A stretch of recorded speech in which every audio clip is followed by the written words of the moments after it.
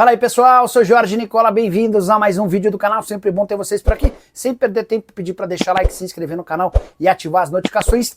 Bora começar o vídeo com aquele tradicional giro de notícias e a primeira informação é sobre o Cruzeiro que espera para essa semana, a chegada de Luis Sinisterra, atacante colombiano de 26 anos de idade que pertence ao Bournemouth.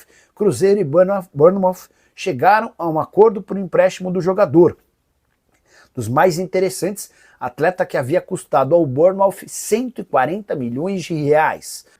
Hora de falar sobre o Cruzeiro, que segue com dificuldade no anúncio de reforços, mas pode ter nos próximos dias a garantia de 23 milhões de reais em caixa.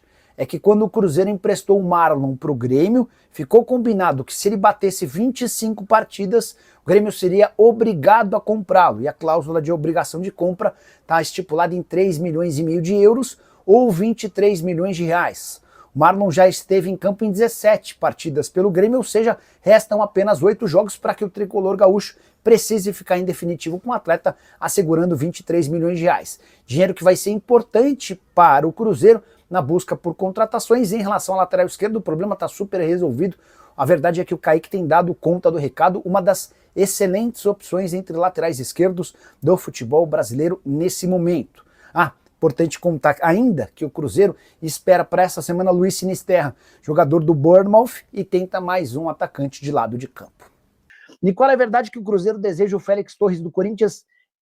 Ei, sono? Não fala isso não, cara. O Cruzeiro não merece uma situação dessa.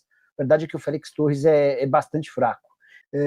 O Kaique, o Jefferson Matos, o Douglas Santos, Júlio César Araújo. Nicola, fala do mercado do Cabuloso. Pois bem, o Cruzeiro vai garantir nas próximas semanas 23 milhões de reais com a venda do Marlon. Lateral esquerdo que pertence ao Cruzeiro, está emprestado ao Grêmio. Ficou combinado no empréstimo que o Grêmio seria obrigado a gastar 23 milhões para comprá-lo assim que o Marlon disputasse 25 jogos. Já foram 18, faltam 7, é questão de tempo para que esse acordo aconteça. Sobre Lautaro Dias, contei para vocês no vídeo da tarde, não da noite, o da tarde, que o Santos chegou a entrar em contato na semana passada, cogitando a possibilidade de contratar o Lautaro por empréstimo, mas isso foi antes da demissão do Kleber Xavier, que era o treinador do Santos. O Kleber foi mandado embora e essa negociação meio que voltou a estaca zero.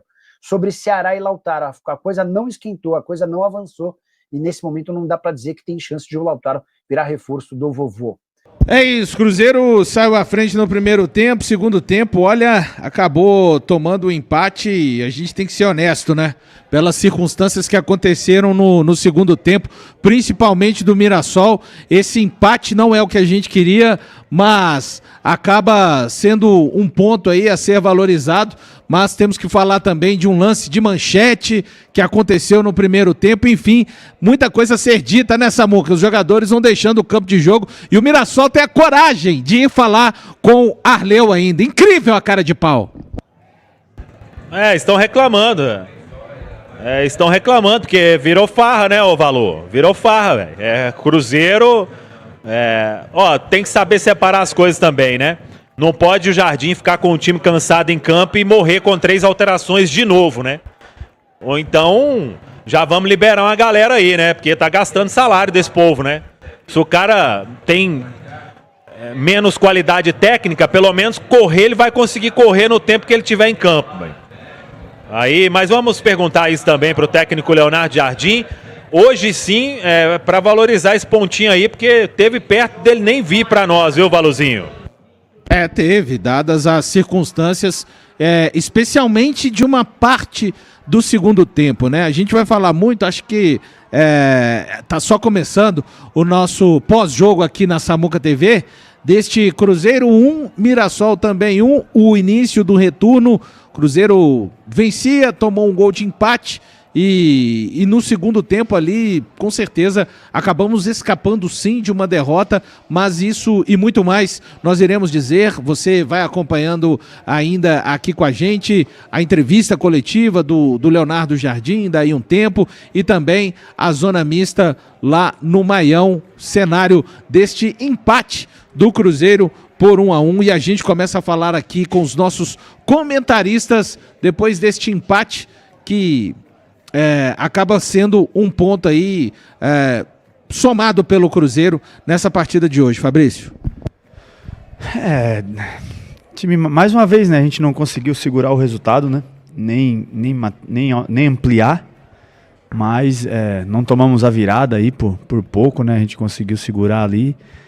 Mas, dadas as circunstâncias, Valu, eu acho que esse time do Mirassol, né, quem diria a gente ia falar do Mirassol esse ano assim, mas os caras estão 200 anos sem perder aí, cara.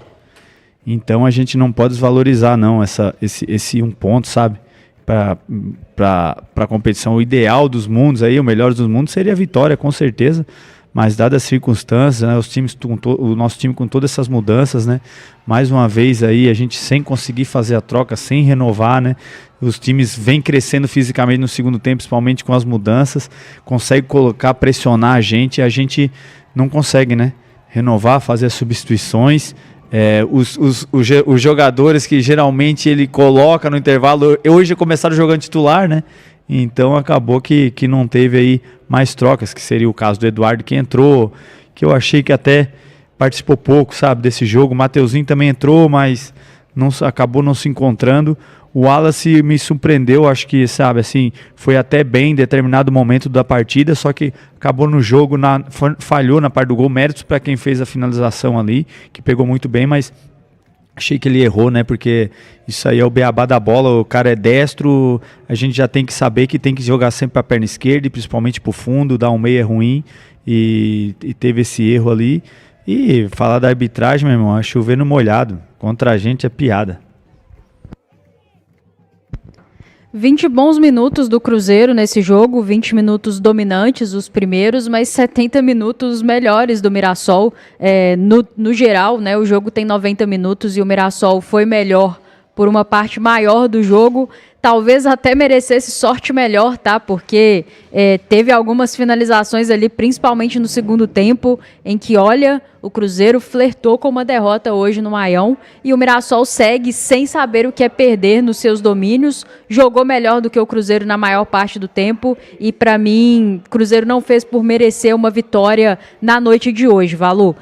Entendo que o lado direito do Cruzeiro sofreu muito, o que já era esperado, né? Jonathan Jesus, Eduardo foi escolhido para jogar por ali, o Wallace também costumando cair por ali, enquanto o Lucas Silva cai pelo lado esquerdo, e o time sofreu muito no momento defensivo pelo lado direito. É por ali que sai o gol do Negueba. Eu concordo muito com o Fabrício, acho que entendo que é um golaço, assim, um passe muito bem encontrado do Danielzinho, uma finalização de rara felicidade do Negueba, mas não dá para ter tanto espaço, e o Cruzeiro concedeu espaço demais, principalmente pelo seu lado direito. Sabíamos, né, que correríamos esse risco, muitas mudanças ali naquele lado, mudanças forçadas, mas realmente acabou sendo decisivo e fatal. Em linhas gerais, acho que o Cruzeiro, principalmente no segundo tempo, pareceu cair demais fisicamente mais uma vez, e aí o Jardim não fez as mudanças com mais celeridade, e por isso o Mirassol pareceu muito no último terço, muitos erros de passe, muitas tomadas de decisão equivocadas, e pelo lado do Mirassol, um time que forçava muito menos os passes e que conseguia transformar o seu volume em chances reais de gol. Teve chances até para virar o jogo no segundo tempo, acabou não conseguindo, esbarrando ora no Cássio, ora em infelicidade ali dos seus finalizadores, e o Cruzeiro produziu muito pouco para vencer, a verdade é essa. Você não pode, dificilmente você vai vencer um jogo jogando melhor que seu adversário somente 20 minutos. Dito tudo isso, é preciso ponderar a questão principalmente do pênalti ali no início do jogo. O toque na mão ele é muito evidente. Aqui no momento da transmissão eu fiquei na dúvida de ser dentro ou fora da área. Tá rodando aí várias imagens que parece que foi dentro da área mesmo. Então é um pênalti sonegado, né, ao Cruzeiro no início do jogo, que pode fazer diferença como fez hoje. E uma arbitragem mais uma vez muito confusa, né, Valu? A gente tem dificuldade de entender os critérios da arbitragem, porque para um lado apita, para o outro não, cartões amarelos muito facilmente dados, concedidos aos nossos atletas e ali no final, por exemplo, uma falta claramente para segundo cartão e expulsão do jogador do Mirassol, do lateral do Mirassol, e não recebeu esse cartão. Então, mais uma vez, a gente fica muito confuso com os critérios da arbitragem e o Cruzeiro precisa falar sobre isso, né, institucionalmente. Os seus atletas precisam passar a reclamar, porque no futebol brasileiro é isso que funciona, é a reclamação generalizada, é isso que a gente vê as outras equipes fazendo e é isso que o Cruzeiro precisa passar a fazer também, para além de jogar melhor, para além de melhorar aí nas suas estratégias, fazer tudo isso. E aí, só para fechar meu comentário, Valor, uma questão que me chamou a atenção, me incomodou um pouco, quando o Lautaro entra no lugar do Wanderson, eu tinha a sensação de que ia manter esse 4-2-3-1, mas ali nos últimos movimentos, foi pouco tempo também para avaliar, mas pareceu ser mais uma dupla de ataque, o Wallace e Caio Jorge. E aí, nesse contexto, eu entendo que é melhor Gabigol e Caio Jorge do que Lautaro e Caio Jorge. Não consigo entender a preferência pelo Lautaro nesse momento para jogar em dupla de ataque. Acho que o Lautaro mostrou menos que o Gabi nessa função aqui no Cruzeiro e até, inclusive, reapareceu hoje depois de muito tempo sem ter minutos relevantes. Se fosse para jogar na ponta, eu teria entendido um pouco mais. Mas é isso. Acho que um resultado que acabou ficando justo por aquilo que o Cruzeiro fez no jogo. Não acho que produziu o suficiente para vencer. Não acho que seria um resultado ruim se tivesse vencido Ceará e Santos em casa. Como perdeu o empate hoje, principalmente com a equipe sendo dominada pelo Mirassol por boa parte do jogo, tem um gosto bastante amargo e agora os comandados do Leonardo Jardim vão precisar, com o retorno, né, dos seus 4 titulares, trabalhar muito firme na semana, porque o Internacional não vem de bom momento, tem jogo importante no meio da semana pela Libertadores, mas não existe jogo fácil e o Cruzeiro precisa voltar a vencer em casa e vai precisar vencer o Internacional, de preferência tendo uma boa apresentação para colocar um ponto final no que a gente viu hoje aqui no interior de São Paulo. E aí pessoal, beleza? Não se esqueça de se inscrever no canal, deixar o seu like e ativar o sininho das notificações. Um forte abraço, até o próximo vídeo com mais notícias sobre o Cabuloso.